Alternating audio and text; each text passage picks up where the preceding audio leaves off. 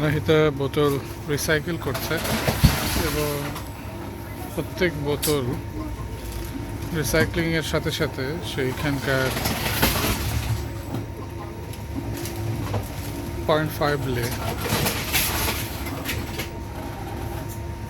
না, এটা হবে না, এটা শুধুমাত্র পানি। আরেকটা সেকেন্ডে দেখো,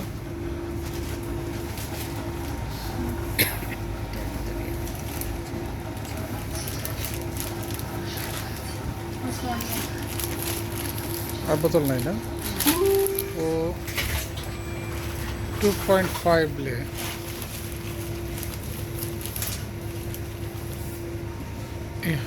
বোতলগুলো ফেরত দেওয়ার মাধ্যমে ইনকাম করলো 2.5। কিন্তু এই টাকাটা অ্যাডভান্স আমরা দিয়েছিলাম যখন আমরা বোতলগুলো কিনি আর কি।